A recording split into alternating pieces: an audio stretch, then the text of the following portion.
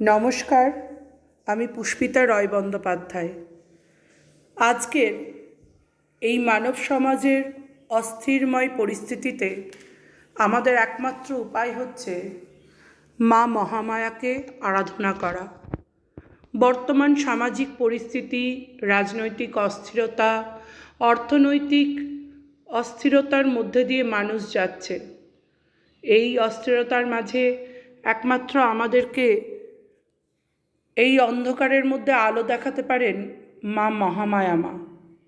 তাই আজকের থেকে আমি শুরু করলাম এক নতুন যাত্রা, এর নাম ধর্মীয় যাত্রা।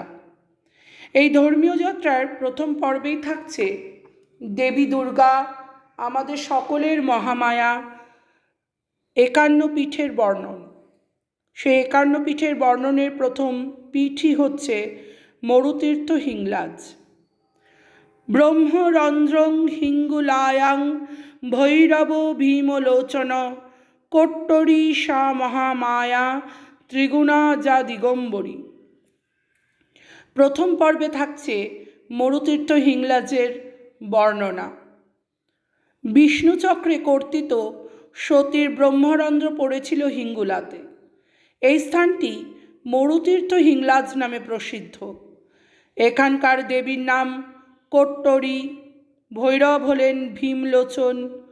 পশ্চিম ভারতের সিন্ধু যেখানে আরব সাগরে মিশেছে, সেখান থেকে প্রায় 80 মাইল দূরে বেলুচিস্তানের মাকরান আর লুক্স পর্বতশ্রেণীর প্রান্তভাগে অবস্থিত হিঙ্গোলা বা হিংলাজ। পাকিস্তানের রাজধানী করাচি থেকে উত্তর পূর্ব দিকে মরুপথে এই তীর্থস্থান হিংলাজ পর্বত প্রায় 4000 ফুট উঁচু। এই পর্বতের মধ্যস্থল দিয়ে চলে গেছে হিঙ্গোলা নদী। স্থানীয় মুসলমানগণ এই তীর্থের কোট্টরী দেবীকে নানী বলে চিহ্নিত করেন। এই তীর্থের উদ্দেশ্যে যাত্রা করাকে তারা নানী কি হজ বলে থাকেন। ছড়িদাররা যাত্রীদের পথ দেখিয়ে নিয়ে যান। হিংলাজ তীর্থের পথে দেখা যায় ছোট্ট ছোট্ট উষ্ণ কূপের আধিক্য। হিংলাজের মূল তীর্থস্থানে পৌঁছাবার আগে যাত্রীদের চন্দ্রকূপ নামে এক পুকুরের সম্মুখে পা দিতে হয়। এটি উষ্ণ কাদার কুণ্ডু। এখানে বসে জীবনের দুষ্কর্মের কথা জোরে জোরে জানিয়ে দেবতার কাছে ক্ষমা চাইতে হয়। যদি কেউ লজ্জা বা ভয়ে কুকর্ম গোপন করার চেষ্টা করে, তাহলে ফুটন্ত কাদার কুণ্ড মুহূর্তে নাকি শান্ত হয়ে যায়। ছড়িদার তখন তাকে বাধ্য করান দোষ স্বীকার করতে। আর একটা কথা, ওই চন্দ্রকূপের নারকেল বা বেল অর্পণ করতে হয়। যদি কূপ তা গ্রহণ করে, অর্থাৎ ফলটি ডুবে যায়, তাহলেই পাওয়া যায় মাতৃদর্শনের ছাড়পত্র। এরপর মূল তীর্থে যেতে হয়। আঁকাবাঁকা ঊষর পথ। এই পথেই পড়ে গণেশ শিব। এখানেই মাতুল শনিদেবের দর্শনকালে গণেশের মাথা ছিন্ন হয়ে পড়েছিল। হিঙ্গুল শব্দের অর্থ হচ্ছে সিঁদুর। হিঙ্গোলা তীর্থের চারিদিকে সিঁদুর দানের রীতি দেখতে পাওয়া যায়। এরপর আশাপুরী, পাশেই হনুমানজির মন্দির। আশাপুরী থেকে 1.5 কিলোমিটার দূরে কালী মাতার মন্দির। অপূর্ব মনোরম না হলেও ভালো লাগবে। কালী মাতার মন্দিরে প্রদীপ জেলে আরতি বন্দনা করে ও নতুন কাপড় দিয়ে পূজা দিতে হয়। এখানে 3টি স্বচ্ছ কুণ্ডু ও ঝর্ণা আছে।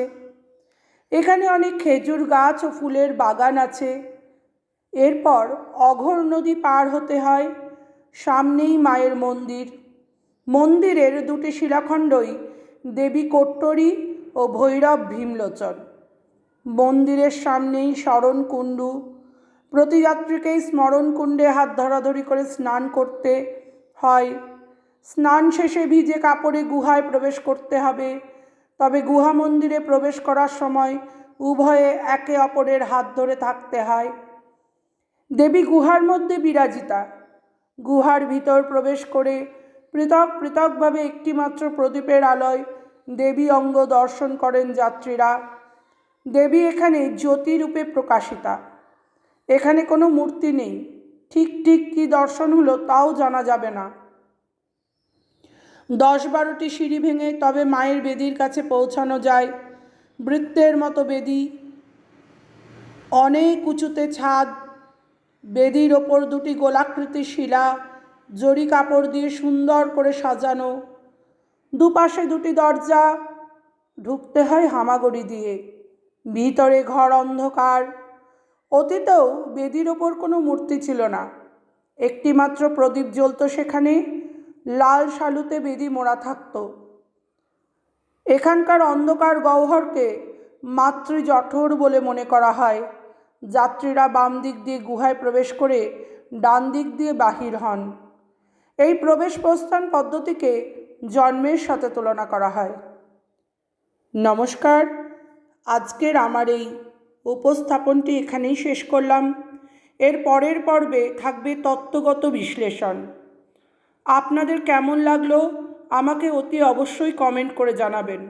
এবং আমি আজকে যেহেতু মা মহামায়াকে সামনে নিয়ে এসেছি বলে এটা মনে করবেন না যে আমি কোনো বিশেষ কোনো ধর্মের প্রতি অনুরক্ত। আমি সর্বধর্ম সমন্বয়ে বিশ্বাসী স্বামী প্রণবানন্দের শিষ্য। তিনি কোনো সম্প্রদায় গড়তে চাননি, তিনি চেয়েছেন মানবতার জয়গান গেয়েছেন। তিনি সকলকে নিজের করে ভালোবাসতে বলেছেন। সুতরাং আমি কোনো ধর্মের দিক থেকে ভেদাভেদ চাই না। আমরা সকলেই জানি সকলের ওপরে ঈশ্বর সত্য, তাহার ওপরে নয়। আমরা সেই ঈশ্বরেরই সন্তান, তাই কোনো হানাহানি নয়, কোনো ভেদাভেদ নেই। কারণ এই সুদূর বালুচিস্তানে সমস্ত সন্তান মায়ের কাছে যেতে প্রবেশের অনুমতি পায়।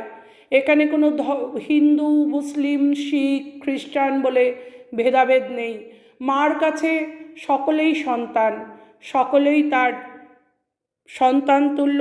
তিনি সকলকে আপন করে নিয়েছেন, তাহলে আমরা মানুষেরা কেন পারব না? সুতরাং হাত জোর করে আপনাদের কাছে নিবেদন, আপনারা কেউ ঠাকুরের নামে নিন্দা মন্দ করবেন না। আপনাদের কেমন লেগেছে সেটা অবশ্যই জানাবেন এবং প্রয়োজন পড়লে আপনাদের বাচ্চাদেরকেও এই চ্যানেলটির থেকে গল্প শোনাবেন, এতে তারাও সুশিক্ষা পাবে। নমস্কার।